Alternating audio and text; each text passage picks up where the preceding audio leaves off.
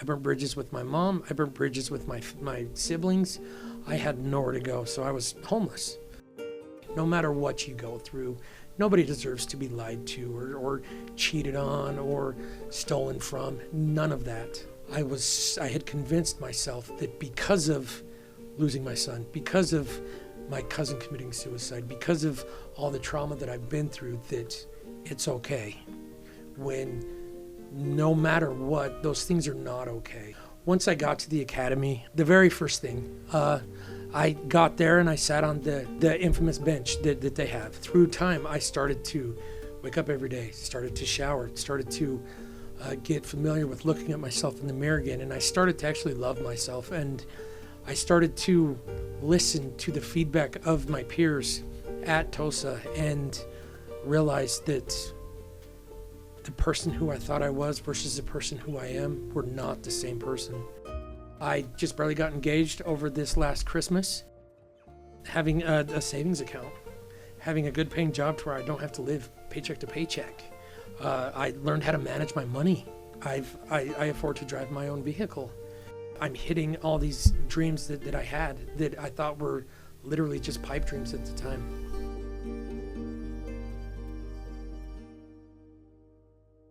So this is a special live show on Instagram. Thank you so much for joining us, folks. This is going to be a really awesome program. I have with me Bryan Billmeyer. Billmeyer. Yep. And he's got one of the coolest stories I've heard recently. If you followed our channel and what we've done with both Instagram and YouTube, we've interviewed a ton of homeless people trying to figure out why are we dumping more and more money into what I describe as a dumpster fire. We are putting more and more money into failed policies that everybody admits, even the politicians admit, are failed policies that don't work and aren't producing transformative results of taking people who are homeless, getting them into effective recovery and getting them into jobs. Instead, we're producing a system where people are staying on the streets, and unfortunately, a lot of them are dying, and the local media is not reporting on it. And 100,000 Americans died last year at least. It could be as high as 200,000. So we're going to talk about this and other things. So thanks so much for joining me, Bryan. Thank you so much for having me. So you, contrary to the trend I just talked about, you didn't stay out on the streets. You found recovery. You found hope and dreams again. Mm-hmm. Can you describe, let's go back to the beginning and have you describe how was it you became addicted to opioids in the first place? Okay. I noticed from a very early age, I was about, I think I was in 9th grade, I had a surgery on my tailbone, and I noticed that with that surgery, there were some pain pills that I got prescribed, and I noticed that one made me feel really, really good, so then I started thinking, I wonder how two is going to make me feel. And at the time, my mom was going through a divorce with my dad, and things were a little rocky there. And so I started to learn how to manipulate. My mom, I would get my medicine from her, and then I could manipulate my grandma into giving me a little bit more. So therefore, I was kind of doubling up on the dose. At the time, I liked how it made me feel. Can I pause you? What age was this? I was ninth grade, maybe 10th, right in there. Like 14? 14, 15, about 14, 15. Okay. And so after that, it didn't get really crazy or anything. Once the prescription was done, it was just done, and I went about my life. And like I said, my mom and dad got divorced, and my mom, trying to raise 4 kids, me and my older brother were knuckleheads, to say the least. We were breaking into churches just so we could play basketball with our friends. But we got in trouble. We would go cruising the Vard up in Weber County. And cruising the what? The Vard. What's the Vard? But we would just get with our friends and just go up and down Washington Boulevard. Oh, okay. Like kind of like cruising state, but probably for Washington County. Yep. And so we just did that and kind of were out all night. And when when I was about 16, I started to drink and got into drinking. That was on the weekends, and then that just kind of morphed into every day. And every time I was out with my friends, I was drinking. Can I ask you, were you raised LDS? Yes. Okay. Yeah. So when your parents got divorced, did the LDS habits go by the wayside, or the church going, or did that have any impact on? It did. We were born and raised LDS. We practiced being Mormons, but did we make it to church every Sunday? No. So it was. I remember growing up, my little brother even got called half Mormon because we weren't going to church as much as we should have, and so that was kind of a big deal. And so through all this, I was partying, drinking, working nights at Walmart, and my grandma ended up getting lung cancer. And so I moved in to help her. And so we all kind of lived in North Ogden in the same little subdivision, my mom and us 4 kids and my grandma and her husband at the time. And so we were all just kind of trying to help her and get her as comfortable as possible. But she ended up passing away, and that kind of played a big part in kind of the loss that I've experienced and the heartache and the trying to numb out, because from a very early age, I remember my mom, my grandma, my aunts, my cousins, everyone telling me that I was kind of the peacekeeper. I was the glue that held the family together. So I kind of took that on as a role that I had to hit. And no matter what, I had to play my part, and I had to keep the peace and hold everyone together. And as time goes on, I tried to help my older brother out, but he and I both kind of fell into drug addiction. We started to smoke cigarettes, marijuana. We kind of started down the classic path. And then when I was 18, my son was born. I thought we were going to have a beautiful, beautiful baby boy, which he was. But he spent 15 and a half months. His lifespan was 15 and a half months. 10 months of that he spent at Primary Children's Medical Center. And me and my wife at the time. Was he preemie or? No, he was 38 weeks. And so he had pulmonary hypertension, and that just led down, just one thing after another. He had multiple surgeries. He had to have neurosurgery on his scalp and head. Mm-hmm. And being so young myself, watching my wife go through this heartbreak, myself going through this heartbreak, watching my family kind of go through all this. And as a dad, I knew I was supposed to protect and be there for my child. And I knew that my child was dying and there was absolutely nothing I could do. And so I started to need that feeling to kind of numb out. So I was married at the time. I was hiding smoking. So I already learned how to manipulate and lie. And so my wife she says that she had no idea that I was smoking. And then I started to manipulate situations to appear like I was this big, strong husband that was going to pull everyone through, but inside I was dying myself because I had no idea what to do or how to do it. Just couldn't grieve properly or deal with that pain. No, I just tried to shove it down and help everyone else kind of grieve and go through their process the best I could, so I could be that glue that held everyone together. Mm-hmm. Because I knew if I held my family together that I was doing my part, and right now that was like the only thing that I could do at that time. I'll pause you for 1 sec. People watching or listening, if you have any questions or comments on Instagram, feel free to chime in. We'll take a couple of pauses to read your questions for sure, and I love getting your questions and your comments along the way. So yeah, go ahead. And so where was I? Gabe was in Primary Children's for 10 and a half months. We had him home for about 5 months, maybe 4.5, 5 months.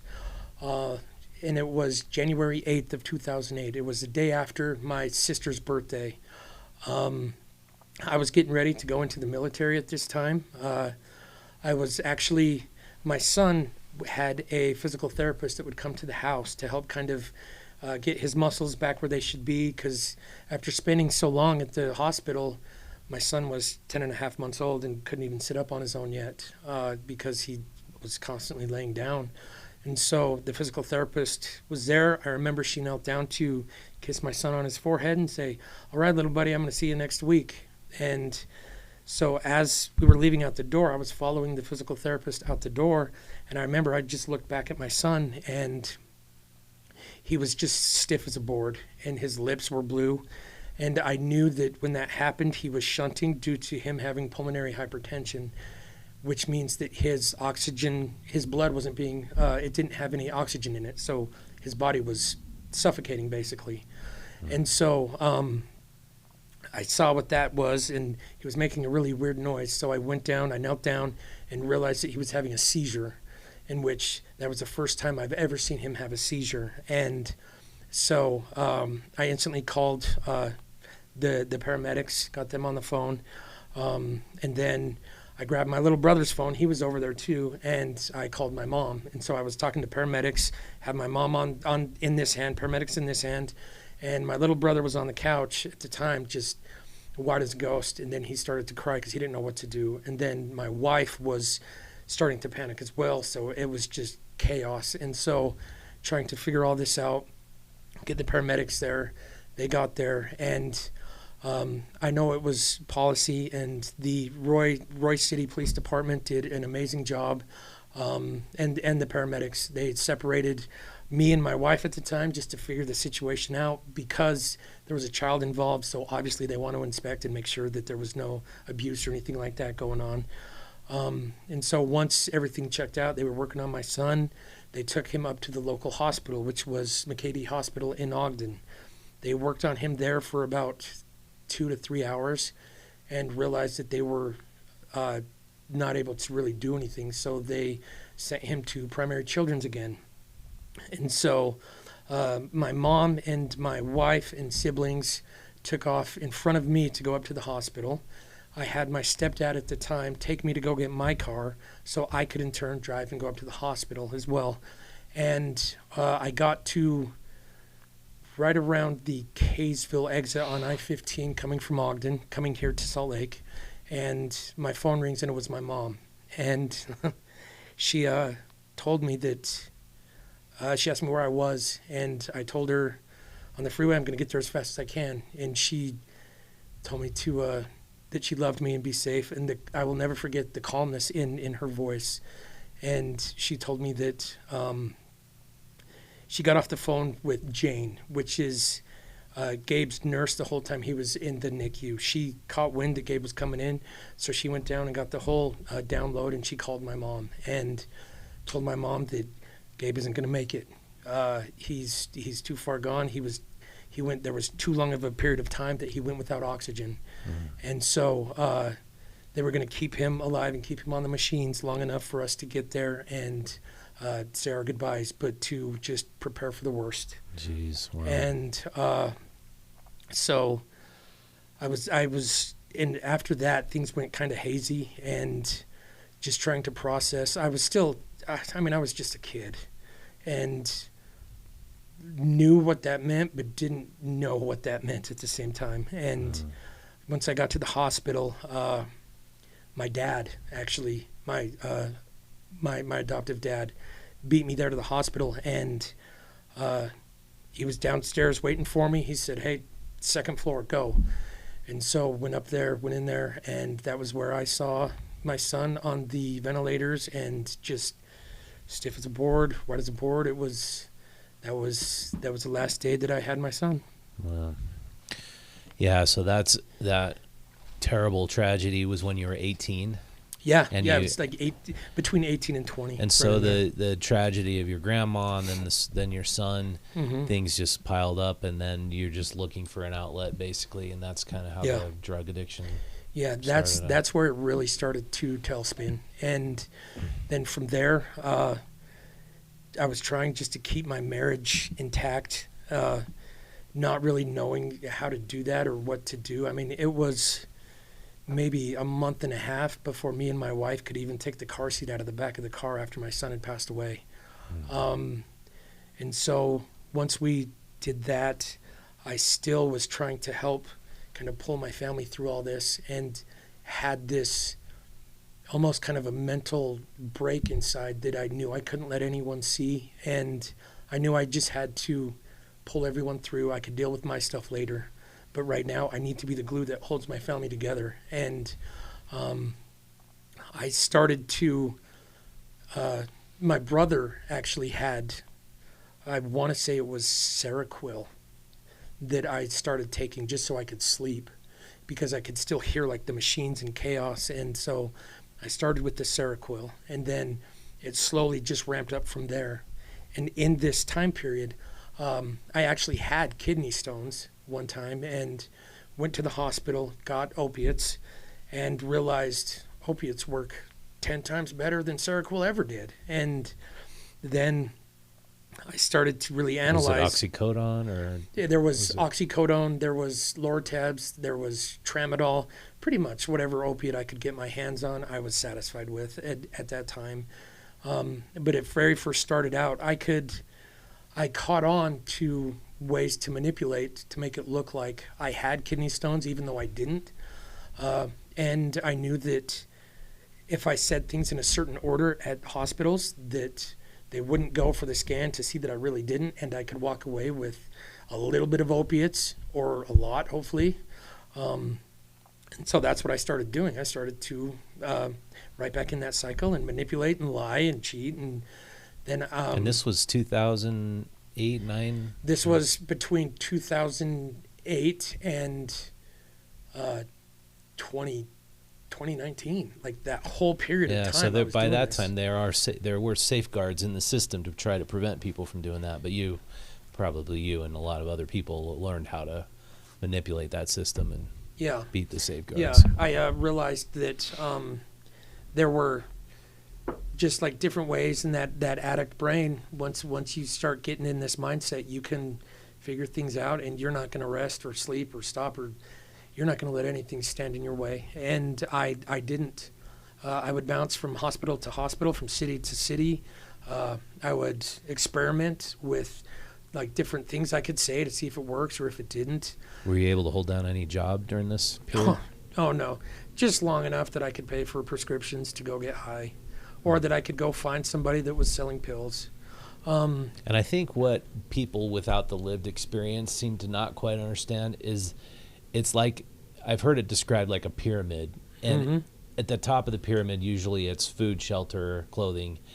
When you're a full-on addict, the top of the pyramid is that addiction, and satisfying that at any cost. And so you got to that point. Oh yeah. And so what had happened was, my son passed away, and then I really started to kind of go into the deep waters of the addiction. And then my wife in 2010, I want to say, no, it was 2009, she became pregnant with my daughter. And during the time that she became pregnant, I racked up about 27 counts of prescription fraud, just from doctor shopping and going to different pharmacies and trying to get this prescription filled. And then I got in trouble in Weber County, went to the Weber County drug diversion program. The judge said, you know what, here I see these charges. By all means, we should send you straight to prison. But I'm going to cut you a break. You're going to go to the drug diversion program. I believe it was 15 months, maybe 18. Can't quite remember. And describe drug diversion. It's for first-time offenders. There's classes that you go to at night. You get drug tested. It's kind of part of drug court. Is that? Yeah. It's like the entry-level drug court. Okay. Drug court's normally for men and women that have multiple drug offenses. Where I just had the one major one. They sent me to the drug diversion, and so Did that drug diversion flawlessly. Did all the classes, showed up, didn't have a single dirty UA. The night I was out, I was high again because I didn't focus on the behaviors. And so all I wanted to do was just appear like I knew what I was doing, like I was strong and ready to rock and roll. And so went through it flawlessly, flying colors. You're just waiting for that day to get out and be able to use it. In the back of my head, that's all I had planned. Yeah. And so I got high and I just started back in this same pattern again, and didn't really get in trouble past that point until 2018. In 2018, I worked for my stepdad at a place called, it was in the, it's basically like Freeport Center, but for Weber County. I know it's gone through a few name changes. I'm not quite sure what it is now. Just to understand, from 2010, you get out of that program and you're clean, but you start using to a lower level, not doctor shopping anymore. I knew I tried to be careful because I knew that I had gone so long without using that if I started at the same level that I would overdose and die. That was one thing that I learned. And so one thing that they taught us in those classes is that that's how most addicts die that go and relapse, is they think that they can just start right where they left off. So I started off small. I started off with NyQuil. I started off with sleeping pills when I couldn't find the Tramadol or Lortab or Percocet or whatever. And so just started off slow and kind of built my tolerance back up. But you were able to hold a job down to a degree, or? No. The longest job I had was maybe 4 months. And that was, no, I would say it was maybe 6 months. And that was when I worked in the oil field. I did that after my son passed away, like right after he passed away. And so that was the longest period where I had one job. Then the crash of 2018 happened, and then I came back to Utah. I was working in Williston, North Dakota. And so then that's where I just kind of started to get back into habits and get back using. And things went, fairly decent considering what I was doing. Like I wasn't out on the street. I had my mom that I could always lean on and live with. Me and my wife were living with my mom, and that's just kind of the cycle that I was in. And basically my mom was supporting me and my wife because my jobs, I was barely able to keep a job for like 2 weeks. Your wife was working too at the time? And yes. She's not using any drugs either? No. She doesn't know you're doing it? Obviously. No. She knew that something was up. Because there would be times where I would be out in the ERs all hours of the night. I wasn't home in bed. And I really just had a one-track mind, and it was to numb out, and I was willing to do whatever it took. And in 2018, I was working for my stepdad at a place called Nutraceutical, and I stole a big concrete saw, and I got in trouble for that because I tried to pawn it so I could go out and buy pills. And there was a warrant that was out for my arrest. And at the time, I moved from Ogden to Salt Lake City. And so during all of this, my cousin ended up committing suicide. I know that alcohol was involved. I don't know to what degree, how much he suffered with it, but I know that he did suffer. And I remember sitting at his funeral and just wishing so bad that was me in that casket so I could end my pain. Wow. But I knew that I couldn't appear or like say that to anybody because I was the glue that held my family together, And seeing my Aunt Linda, I know that she was one of the last people to talk to him the night that he committed suicide, and what that put her through. I saw the pain, and I knew that I didn't want to put anybody through that much pain either because I felt that pain myself. And so I really didn't know what to do, so I just chose to double down. I started to do heroin. I started to smoke as much meth and heroin as I could get my hands on. lying, cheating, stealing money, whatever it took from whoever it took. It didn't matter. And so that happened in August of 2018, July or August. Fast forward to December, I decided to go turn myself into Weber County Sheriff's Department and enter myself into jail up there, because I knew I had a warrant and I knew I didn't have money to pay. I had no idea what got into me, because who in their right mind volunteers to go to jail? That's an incredible You know? decision, because it's like when you are in that mindset, normally your one track mind is get high and don't get caught. Yeah. So you don't know what it was that came upon you to No. You just decided I'm doing this. I was just like, I have to do this. So the day I went to the jail, the day I turned myself in, I made it a point to get as high as I possibly could. And so, like, one last hurrah. And so that's what I did. And I went to jail for 45 days, roughly. And then during that time, the girlfriend I was living with, she got wise. She said, you know what? You're not welcome back here anymore. So I don't know what you got to do, but you can't come back here. So I burnt bridges with her. I burnt bridges with my mom. I burnt bridges with my siblings. I had nowhere to go, so I was homeless. And when I got released from jail, I called my stepbrother to come and get me. I spent the day with him, was able to shower. And by that night, I got out of jail. I was high again. And I spent about a month on the street, about a month in Salt Lake City on North Temple, and just getting high, sleeping outside. Finally, I got a hold of my Aunt Linda. Was this in winter time, or was this? Yeah, this was February. 2019? Yeah, February 2019. Wow, right before COVID. Yeah, and so I was just sleeping. COVID wasn't until 2020, right? Yeah. So this was quite a while. So I was in contact with my aunts, trying to beg and plead with them to pay for me to get a hotel room. They were taking turns paying for me, paying for my shelter.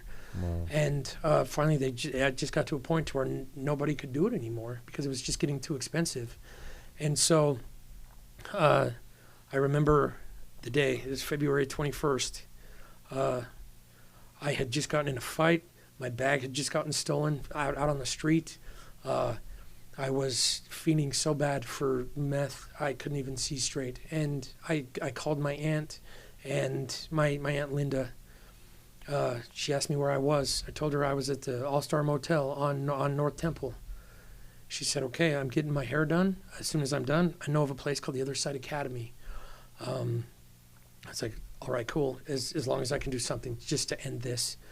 And she started to explain to me what the Other Side Academy was, and my heart dropped, because she's like, yeah, it's a 2-year program. You're going to go there, you live there, you do X, Y, and Z. In the addict part of me, I instantly, the reflex was to lie, and that's exactly what I did. I said, actually, I called, and they have a waiting list. The academy does not have a waiting list. Not at all. And so, what was the reaction, like the sobriety, what was required? You weren't ready for that. I wasn't ready for that length of stay. I was like, what? No, I'm not that guy. I just need a few days. I'm good. You know, whatever I had to tell myself, that I wasn't as bad as I thought I was. I wasn't as bad as I was. Mm-hmm. And so she's like, you know what? All right, that's fine. Let's just go there anyway and see. She saw right through it. And so she made it from Tooele out to me on North Temple in like record time. Like, it's like I maybe waited 20, 30 minutes and she was there, you know. Wow. My Aunt Linda saved me that day, because if it wasn't for that conversation, I wouldn't be here sitting across from you right now. Things just lined up, and I knew that it had to be her, because of seeing her at my cousin's funeral, the pain that she was in. I recognized the sound of that pain when I was talking to her on the phone. And I knew I didn't want to do that to her. And I knew I didn't want to do that to my mom. I didn't want to do that to my siblings. And did you have a daughter at this point too? Yes, and I did not want to do that to her. Mm-hmm. At this point, I had pretty much lost and just gave up all contact with my daughter because I knew that I was not the guy for her. My ex-wife has since remarried, and at the time I absolutely despised the guy that she remarried, but now I absolutely love him. He is so great for Peyton. You know, he is that's my daughter's name. Mm-hmm. There's nobody I would have rather picked to be there for my daughter when I can't be than him. That's awesome, you know? To have that mindset now. Now, yeah. Took a lot of time. Yeah. But yeah. And so you had pretty quick buy-in to the program once you were there, or did it take quite a bit of time before you were feeling like you could do this whole 2.5-year program? My buy-in didn't happen immediately. It didn't. Once I got to the academy, the very first thing, I got there and I sat on the infamous bench that they have. I was on that bench for about a total of pretty much all of February 21st, and then about half of February 22nd, because I lied when I was on that bench. One of the staff members there asked me if I was high, which I totally was, and I told her no. And so that they saw right through that, so they just left me on that bench till I was able to stop lying and actually realize where I was at and what I was doing.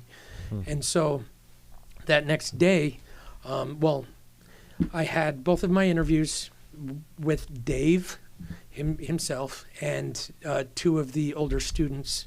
And I'm not quite sure how many interviews Dave does now, but you will never forget being interviewed by Dave and the stuff that comes out of his mouth, the truth that he just tells you, and it's unbridled and just no holds barred. I knew that in being interviewed and knowing that this was a 2-year program, that I was like, you know what, I'm just going to be brutally honest, tell them exactly what I've done. There is no way these guys are going to accept me. I am way too bad for this place. The more honest I was, the more they realized I was a perfect fit for them. And they were a perfect fit for me. And so you were just finally like, I'm going to lay it all out, and then get rejected and be out the door. Yeah. Then I can say I tried it. Just so that way it wasn't my fault.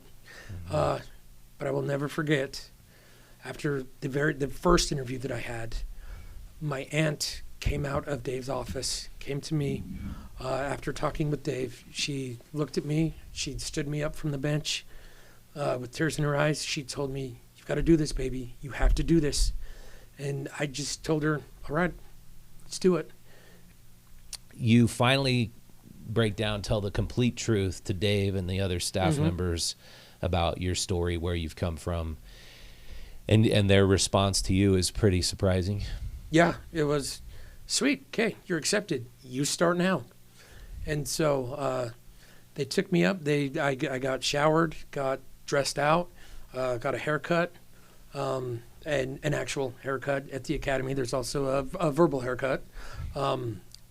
But I got a physical haircut, and then I joined the freshman class right then and there, and I started my stay.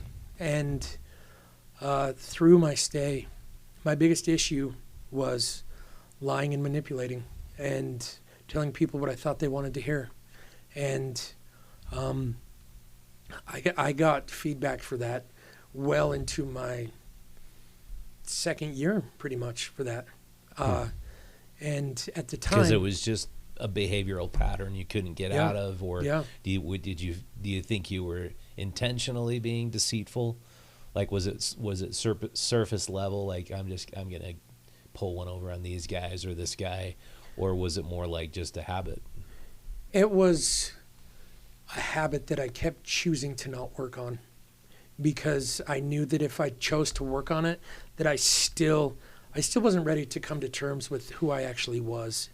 I had told myself for so long that You know, I'm the glue that holds my family together. I'm strong. I'm stoic. I'm this. I'm that. When I was afraid, I was scared. I was emotional. I was not anywhere where I could help anybody because I couldn't even help myself. And I couldn't even look in the mirror to, like, as I would pass mirrors, I couldn't look at myself in mirrors. And every day at the academy, they have you look in the mirror and shave. And I've never been told the reason why, but I am a firm believer. The reason why is so you can start to get familiar with yourself again and start to love yourself and look at yourself in the mirror every day and realize that you're doing something that not very many people do, and that's embark on whole person change. And so through time, I started to wake up every day, started to shower, started to shave, started to get familiar with looking at myself in the mirror again. And I started to actually love myself. And I started to listen to the feedback of my peers at TOSA and realized that the person who I thought I was versus the person who I am were not the same person. And I didn't want to live like that anymore because... Can you describe that in more detail? The person who you thought you were and the person you are were not the same. How were those out of alignment? At the time, I didn't think I was really that bad of an addict. I didn't think I was that bad of a liar. I didn't think I was that bad of a manipulator. I thought I was special, you know, and the fact is I chose to lie. I chose to do drugs. I chose to put my daughter on a back burner so I could go out and get high. I chose to steal from my mom. I chose to steal from my siblings. I chose to lie to my aunts, you know, but at the time I had convinced myself that because of losing my son, because of my cousin committing suicide, because of all the trauma that I've been through, that it's okay. When no matter what, those things are not okay. No matter what you go through, nobody deserves to be lied to or cheated on or stolen from. None of that. One thing I've heard on the street interviewing folks is that they are self-medicating, Mm-hmm. that they are they're medicating for ADHD, for example, using meth because they can't get Adderall, Mm-hmm. or they're sick and the drugs are making them well. Did you have that mindset at all, like when you were using? I convinced myself that the drugs were making me able to, but they were allowing me to make it through the day. I didn't realize that under the surface that cancer was just building and building and building. So on the surface, that's a really great excuse, you know, to say, yeah, I'm self-medicating because they're making me well. Well, they have Adderall for a reason. You know, they have prescriptions, they have processes in place that I myself chose to ignore and take the easy way because at the time, it's still that addict mindset. We're going to take the path of least resistance, no matter what it is. Mm-hmm. And there is really the most used path of least resistance is why go through a doctor? Why get an appointment? Why get Adderall when I can just go to Flacco down the street and go get $20 worth of meth? Boom, problem solved. Mm-hmm. You know, there's a lot that kind of goes into it, but on the surface, makes sense. Yeah. And so to switch gears a little bit, so when you look at this epidemic we're faced Mm-hmm. with in this country, I mean, you take your story, you multiply it by probably 1 million. Mm-hmm. I mean, if you take a look at all the people who are addicts right now and who are close to being, overdosing, it might even be more than that. It could be as high as like 10 million. People are struggling with this. What is it that you think, if you look at the bigger picture, why are so many people so drawn to these opioids and to meth and drugs? Are we just as a society not able to cope or deal with trauma and pain very well? I think that as a society, we are predisposed to, we don't want to solve the real problem. We want to feel good that we helped. And what better way to feel good to help somebody than to convince yourself that, all right, you know what, I'm just going to give this guy some money just to get him out of my hair. I know he's going to go buy drugs with it. When in fact, the number one way you can show someone that you love them is to hold them accountable. As painful and as awkward and as, I mean, just like I said in that reel, you know, people need to feel uncomfortable. That is the only way that this problem is going to get fixed. Yeah, I'm a firm believer. When people are comfortable, people are lazy. When people are lazy, they're not going to want to change. Why change when you're comfortable? You know, and for addicts, the worst thing they can do is be comfortable. The worst thing that any addict can do. Well, and it's like I'm going to talk about this book in greater detail, but it's a book called Dreamland by Sam Quinones, and it goes into the opioid epidemic and how the pain became the fifth vital sign. You know, you have your four regular vital signs, and it was accepted like in the late 90s, and it actually one of the first places it was accepted was Utah, is that pain should be treated like a vital sign. If you're in a lot of pain, we should treat that, make sure we're getting the right treatment to these people. And then as a result, the pendulum swung really far. Like, let's not have anybody suffer from any pain ever. And let's medicate everybody who says they're suffering with pain with this hardcore, opioids. And obviously Big Pharma was pushing that. And then the result is you have a whole new breed of folks who have basically band-aided their pain using opioids, and they're stuck on the street, and they want to blame somebody else for that now. And partially, of course, it is the big pharma industry and doctors to blame. But it's like, do you feel like we have to suffer that pain at periods in our life and just deal with it and work through it? 100%. I know that, like, if I hadn't felt the pain that I have felt through losing my cousin, losing my son, and while I was at the academy, my dad chose to commit suicide. That was at my 2-year mark. So on the day that I spent, that was actually my 1-year mark. So on my 1-year anniversary at the Other Side Academy, I was actually at my dad's funeral. People are so afraid of pain that they would rather die than feel the pain. And looking back now, I see that pain molds people into who they are, and you have a choice. If you choose to go through this pain, how are you going to come out on the other side? Literally. You can either choose to hide from it or see if you can actually live through it and prove to yourself that you can do hard things. You can survive if you choose to. And if I can do it, anybody can. No matter what you are faced with, there is light at the end of the tunnel. You just have to be willing to go and find it yourself. And at the end of it, be willing to be uncomfortable through this journey. It's the only way this journey will ever work. Yeah, I agree with you. And I think your sentiment that people would rather die than feel pain. Yeah. I mean, I look at another kind of disturbing trend, and it's hard to bring this up because a lot of these people are my friends, and I'm I respect them and I'm friends with them. A lot of them people are choosing not to have kids because they're afraid of the pain that's associated with having kids.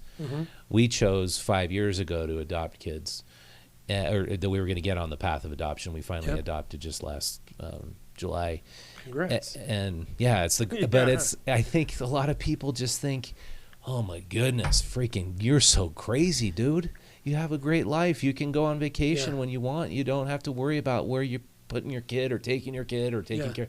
But I think, it's difficult to have kids, and you're going to go through pain, but it's like you really want to think that life is all about just just avoiding pain. Yeah. It just seems like a strange mindset that a lot of people have. Yeah, it's like I've one thing that has really helped me throughout my whole journey is I try to welcome pain now. Like, as kind of twisted as that sounds, not so much physical pain, but like the mental pain because I see like, oh, this is bugging me. Oh, why am I feeling that? And then I start to investigate and be like, okay, well, oh, okay, there was that. And then instead of going into a victim stance, I start to look at it, okay, well, what could I do better? What could I have said? What part do I have to play in this? People choose to hide and be victims instead of realizing that, oh, you know what? Maybe I could have done better there. Maybe I should have said this differently. Maybe that was my fault that happened. And that reflection, I mean, I've learned about the brain functioning, that the front of your brain is your prefrontal cortex, and it's where you have that ability to reason out and kind of observe and reflect on your own behavior. And the primordial brain is the back of the brain. It's the addict's brain, where all you see is like the world in black and white and how do I get my next fix. And so the fact that the Other Side Academy program is 2.5 years to move from all the way back here with your processing and thinking to all the way to the front, I mean, it seems like it's got to take that long, really. It's just whole person change is not going to be. Do you ever think it could be a 90-day program, or do you just think that's just never possible? I think for me and my story, normal 90-day programs, I know they work for some people, but for the majority of what I've seen, addiction is never really the problem. It's the behaviors behind the addiction that need to be addressed. Just like, say, for instance, Weber County Drug Diversion.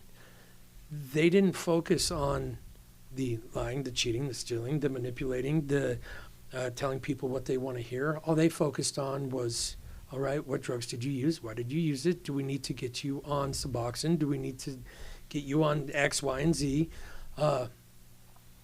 That doesn't solve the overall issue. All that does is just put a Band-Aid on a missing limb, so to speak, when that limb needs to be reattached. And that's going to take time. And I know for me, my path was I had to focus on the stuff under the surface because I was really good at appearing and convincing myself and lying to myself that I had everything under control when nothing was in control. I was not in control of anything. How does that compare to like the 12-step program, what you guys go through there? We don't really have steps that we really go through. It's more, we focus on connection. We focus on waking up every day, having a good attitude. Yeah, the routine and the community seem to be a big part of it. Routine and the community, yes. 12-step does work. It gets people kind of in their own routine. I know that through my journey, I did go through something kind of similar through the LDS Church. They have a little 12-step program. It's great. It probably works for some people, but also 9 times out of 10, people need to hear the uncomfortable truth. And I know sometimes at some 12-step programs, like I said, I love them to death, but they tend to shift focus on accountability sometimes. And I know that 100% of the time, accountability, addicts need to be held accountable. No matter how awkward it feels, no matter how hard a conversation is, you need to tell addicts who they are and remind them when they decide to lie to themselves, just like I did. Yeah, and I think when you think about it, that's so empowering to say it's actually not my brother's fault, my mom's fault, my dad's fault. It would seem to me to be really empowered to think it is my fault and I'm the one who's going to solve this. Yeah. And maybe with the help with God, with Jesus, with your does getting into the spiritual component, religious component, is that part of TOSA, or do they leave that up to the individual? They are faith friendly, but they also leave that up to the individual. And so however that looks for each person, the Other Side Academy is not going to stand in anyone's way. Yeah. And so another part of this book I brought up, the one that I just finished, is Dreamland. The author points out that so many people in our society today are living in isolation, Mm-hmm. and through all of our technology and the incredible devices we have, and kids aren't really playing outside anymore. Kids are locked up in their houses in front of their devices, in front of their TVs and Nintendo, whatever. And then a lot of adults also just kind of live in these somewhat insular, isolated lives. Do you think that makes our society much more conducive to seek outlets like painkillers and drugs to deal with trauma and hardship? I know that it's twice as hard to what the academy has something they call hold your own counsel. That's where you can isolate and you can tell yourself whatever you need to not feel any emotion. Just like I would hold my own counsel to tell myself, oh, I'm not nearly as bad as I thought. That person's just being a dick, or that person's just being whatever. When the fact is that it's a lot harder and super uncomfortable to have somebody say, you know what? The way you acted really kind of sucked, man. Like, you shouldn't have done that. But it's much easier to just tell yourself that you're not to blame, that you're the victim, you're this, you're that. It's a lot easier to do that when you're alone than it is when you're sitting across a table from somebody and they're pointing these things out that they see. Because sometimes, well, every time, we all need to give each other feedback, however that looks, and share our perspectives. Does that make it like if you're sitting around the dinner table at TOSA and new recruits or, who Mm-hmm. maybe are just like keeping up the stoic firm front that they're pissed, do you try to like get that out of them? Like, what's up with you right now, man? And do you try to break them down a little bit to get them to at the academy, they also have a rule that you have to have at least 1 year under your belt to be able to have that kind of mentoring conversation with the younger students. But they welcome that. They want that. They thrive on that. And so does the village as well. That when someone's coming in and they're holding that straight face and they may be upset, they may be sad, whatever the case may be, to kind of break them down a little bit and like, man, you don't have to act like this. I know when I came in here, I was super messed up. So if you're not, what's wrong? Like, why are you here then? Mm-hmm. Because it's kind of hard to go to the academy and actually not have anything wrong with you because you ended up there for a reason, Mm-hmm. because you need the help. And so however that looks, you're going to have heartbreak. You're going to be upset. You have emotions. You're human. One thing at the academy is you learn how to hold boundaries. I know the first few times I was held accountable or I swore on a move and someone told me to have a better attitude or whatever the case may be, I was pissed. I was upset. How dare they talk to me? Like, no way. No one's going to tell me what to do. I'm an adult. And I would hold that in and act like I'm not upset when deep down, yeah, I am. Mm-hmm. So if I felt that way, I definitely know that other people do. Yeah. And the model that I think is so powerful, which I really wonder why our government programs don't adopt the model, is the peer-to-peer community support. Yeah. And I think to a degree they're getting that, but we rely so much on caseworkers, and these caseworkers, have a psych degree. They're not equipped to deal with people who have been manipulators and deceivers their whole lives, or might have psychological disorders. And maybe you haven't looked into some of these permanent supportive housing models that are failing, but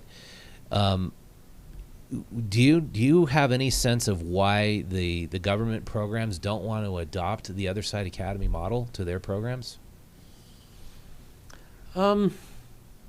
Not really, but the first thing that comes to mind is one of the struggles with that Housing First model and the caseworkers. I know some caseworkers, their load is they have like 100, 120 people that's their caseload. And the turnover rate's so high. Yeah. Because you can earn more working at Walmart than being a caseworker. Yeah, and one thing that everybody needs is connection. how are you supposed to sit across from a table and connect with somebody when you have 119 other people that you're supposed to see in the month? And so you're literally just pushing people out the door, bringing people in, pushing them out. And so what the Academy's done, what the Village, what we're doing is we are focusing on the connection piece. And then like at the Village, we focus on the connection, and then we start to build that stable foundation. And by connection, connecting with other people. Yes, connecting with others. Not commiserating over your problems, but talking about what you could do each day to do your job better. Yeah, and the topic can be anything. It can just be, we've noticed 10 out of 10 times, people just need a friend. They just need somebody to talk to. They just need to be seen. And so that's what we do is we mentor, we just talk, we hang out, we go out to lunch, we go to movies, we just do whatever. We start to develop friendships, and then from that friendship, you can actually start to build trust. And then once you build trust, that person is 10 times more likely to actually listen to you and take what you have to say seriously. Yeah. And I think for that reason, that Village, the way it's coming together, and it's not so much like typical neighborhood, you go into your garage door, you close that garage door, you don't see anybody. Yeah. You flip on the TV, and that's your connection with the world. Yeah. But here at the Village, you got this, I think most of them have front patios. Yep. You don't have a garage. Nope. You're all kind of connecting together as a community, as the old neighborhoods were built back at the turn of the century till probably the 1950s when we had freeways and cars everywhere. Yeah. And I kind of look at this like this model that you're going by, and I'm like, we have an affordable housing crisis here in Utah. Mm-hmm. Nobody can afford to buy a house. I asked Preston on the show, what do these cost per unit? He's like 120 and 150 grand plus the land cost and the infrastructure. But it could be, 350 grand. I just wonder, why don't state leaders take that model too, build those all along the Wasatch Front, and offer affordable housing for people who don't mind parking, or either, in a general parking area or riding a bus or using a bike. Yeah, 100%. And I know if it's done right, which we are on, like we're doing our best, and I know that we can do it, that we can help a lot of people. But also, I think if it's done wrong, it will fall flat on its face too. Mm-hmm. So that's why I'm so glad that we have the support of the Other Side Academy. We have graduates working as staff at the Other Side Village. We have Preston Cochran as our CEO. And we have Joseph Grenny is our founder. Yeah. We have the perfect recipe to do nothing but succeed. So. Yeah. And what's it like living there so far?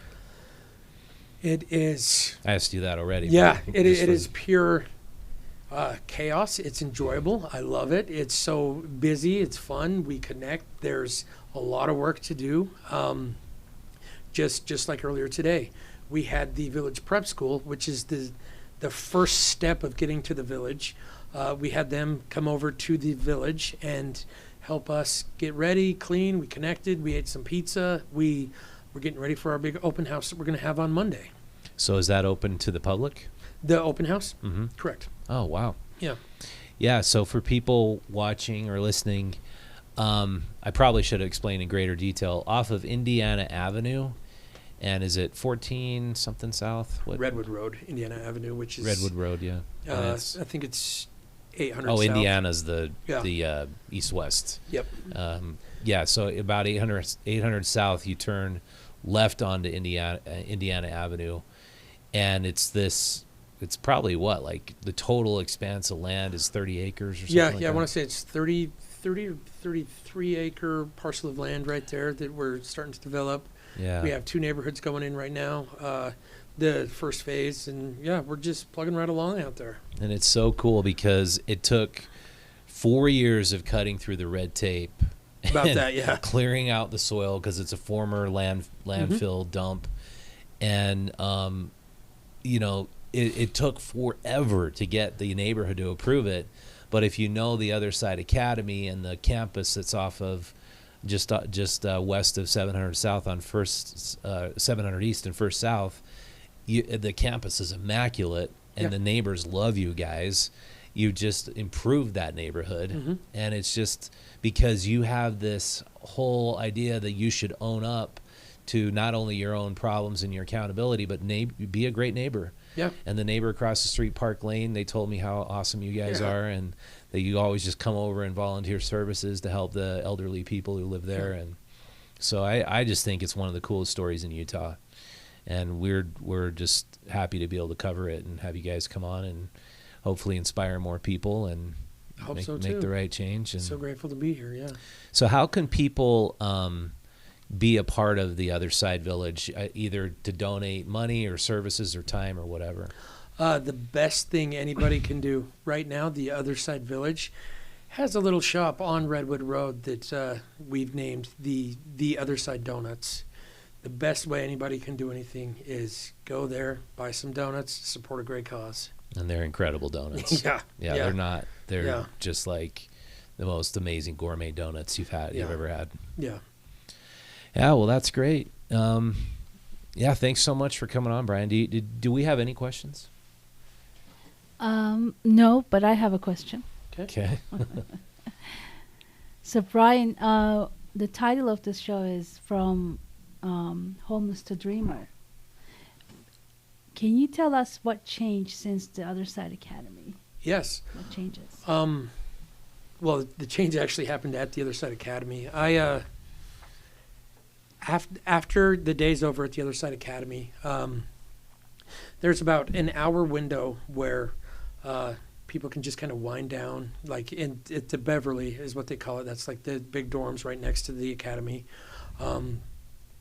So I would sit on the steps with my best friend at the time. His name was Ian, and we would just sit there and we would talk. We would dream about, okay, you know what? When we get out of here, we're going to do X, Y, and Z. We're going to succeed here. We're going to do this.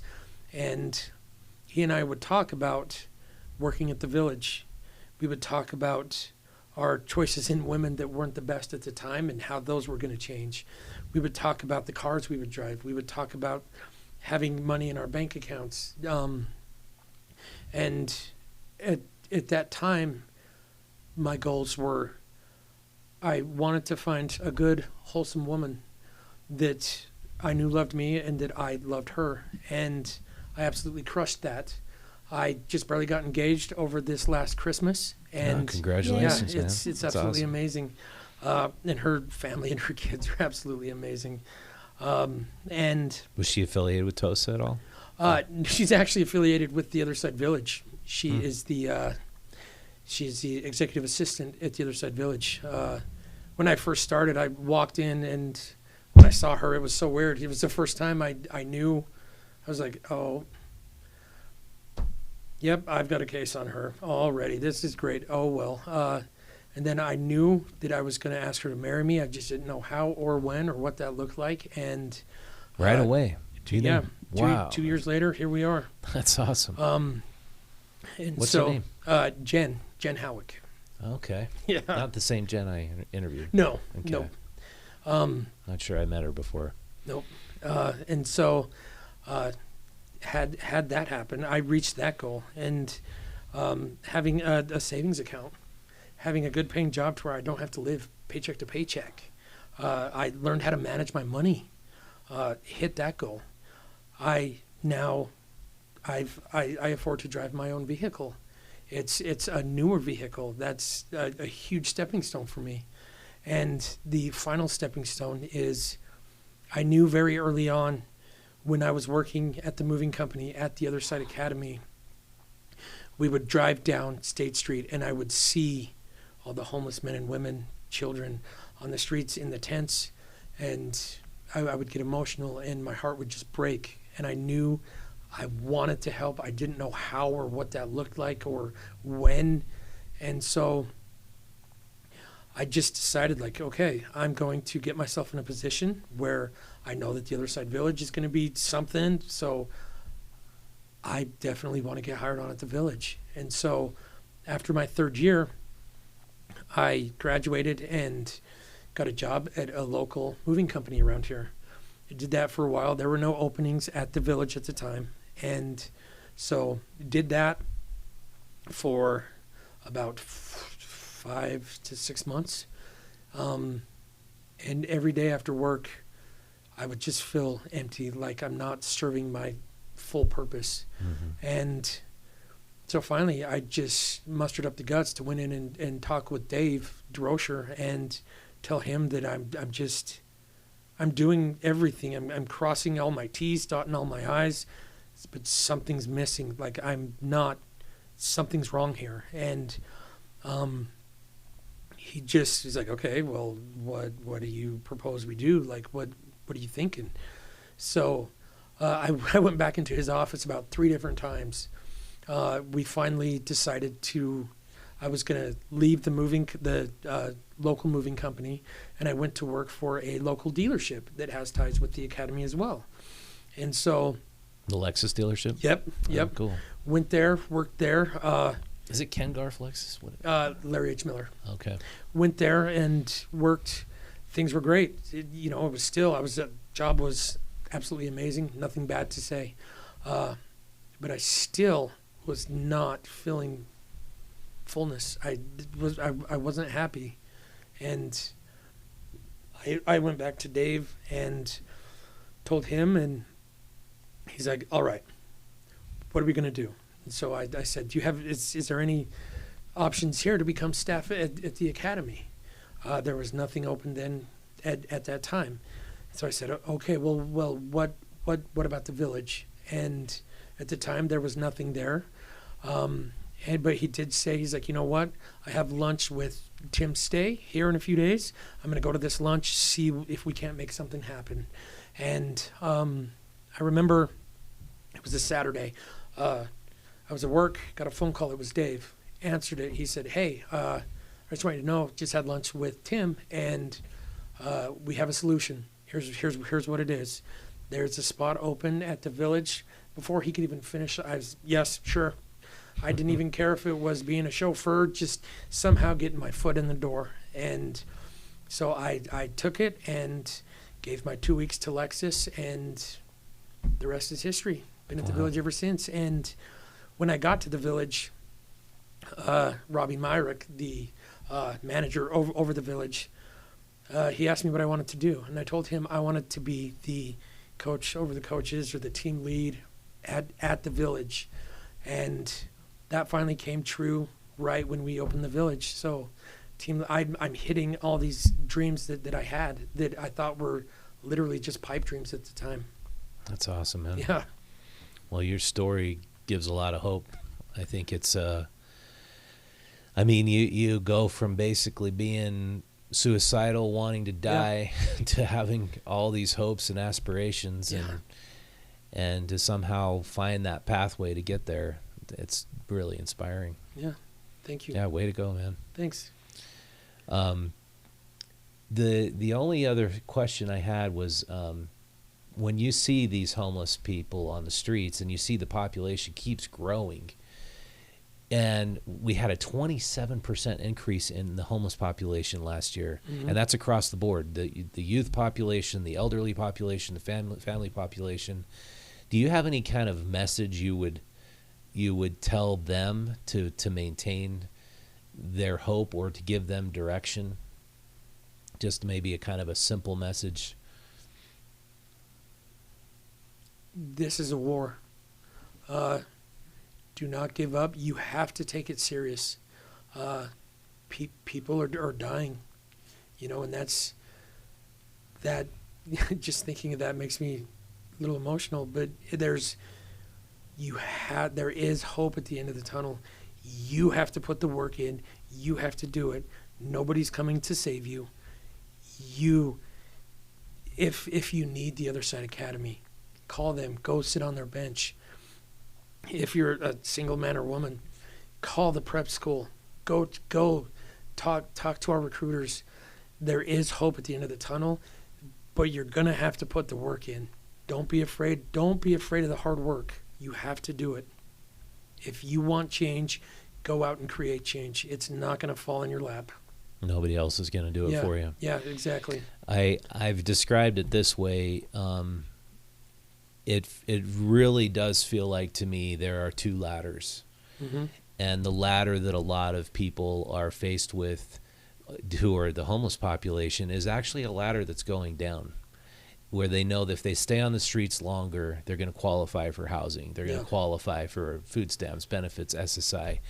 But that ladder's going down. It's not going up. No. That's the government's ladder. Yeah. Your ladder, it's definitely going up. Yeah. How do you encourage people to get off that ladder where they're waiting for their housing, they're waiting for their Section 8, their benefits, their food stamps, blah, blah, blah, and they move over to your ladder when that ladder is the one they're encouraged to stay on by the government and maybe by family members? Yeah. I know one thing that's helped me is that I can finally sit here and say, I deserve to have good things happen to me. I don't deserve to treat myself like a victim because I'm not. I never was. I am not a savior by any means, but I deserve to put the work in to have nice things that I've earned. And I know that I can sit here and say the stuff that I've earned actually means something. I know when I had food stamps, that was just a card with money on it that I could go blow through food stamps because I thought that's all I deserved. And you deserve so much more than to wait on Social Security, than to wait on food stamps.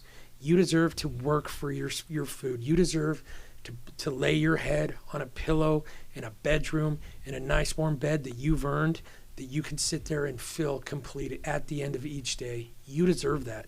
You do not deserve to be in a shelter. You know, if you choose to be, then by all means, but nobody deserves to be there.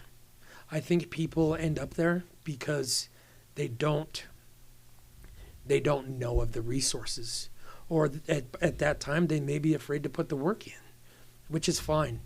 Come connect. I would love to connect with people to get them in a spot where they can trust what we say. And the stuff that we say that we believe is, if I can do it, anybody can do it. You know, and there's 6 men and women at the Other Side Village right now that can also attest to that.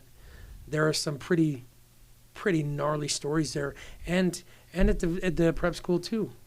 Mm-hmm. They're pulling themselves out of this right now, and it's through connection. It's through wanting a better life, not just wanting a life that's going to be given to them. Well said.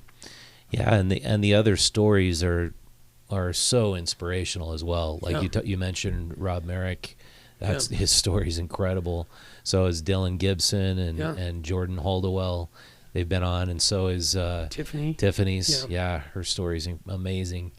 It's been awesome to connect with you guys because you see so much hopelessness in the homeless arena, and so many people being victimized, which we're going to talk about on our next segment, when it's cold out like it is right now, and people are strung out, addicted to drugs. A story we did 1.5 years ago was a woman who had kids. She just got addicted to pills and then at heroin. She was stealing from her parents, so they finally had to kick her out. And she got connected to a pimp who was she was trading sexual favors for drugs. And this was when it was like 8 degrees outside. And then she shows up dead. And the pimp's like, well, not my fault.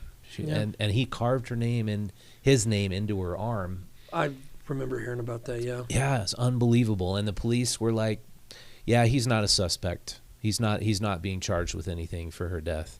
And so I think the criminal justice system kind of, unfortunately, dissolves when you get to that really low level where people are in this crazy survival mode and families have given up on their loved ones. And the reason I bring that story up now is I'm going to post a picture of a girl who's missing. Her mother contacted us, and she's tried the police route, and I've shared it with some other homeless advocates I know, and she's pretty desperate because she's come out here. She lives like in back east, but she's come looking for her daughter. They can't find her. She's been missing. And unfortunately, a lot of these bodies get labeled John Doe, Jane Doe after they pass away. And so I'm going to share that picture in our next segment, but it's just terrible. It's just these terrible tragedies unfolding on the streets, and it's heartbreaking. But if they do what you did, man, they think you can, like you said, you can get hope again. Yeah. It's going to take work, but it is possible. Yeah. It's not just going to fall out of the sky and hit you in your face, you know. Mm-hmm. You have to go searching for it. Yeah. Well, thanks so much for coming on, Bryan. Hey, thank you so much for having me. Yeah, appreciate it. Thanks. All right. And, I probably should mention, I'll plug Utah Stories. If you want to support our content coverage, go out. You could subscribe to Utah Stories for $3 a month or become a member, and we'll send you a membership basically supports our journalism. We'll send you Faces of Utah. It's a Utah local entrepreneur and success guide, leadership guide. You can learn from Kyle Whittingham how to lead men into doing great things, and all these incredible entrepreneurs, all those success stories. We hope to feature TOSA folks actually in our next issue, which would be awesome. So go out and subscribe to the magazine, and also go out to visit the Other Side Academy. Just put it in Google. Either support the Other Side Academy by giving a donation, or the Other Side Village. The donut shop, like Bryan said, is an awesome way. I'm sure they still take donations for the village as well. Mm-hmm. I just think it's the greatest thing happening in Utah to help alleviate extreme homelessness, extreme addiction problems, and reforming lives of criminals. And so go check them out and get involved. All right. Thank you so much for watching. We'll see you next time.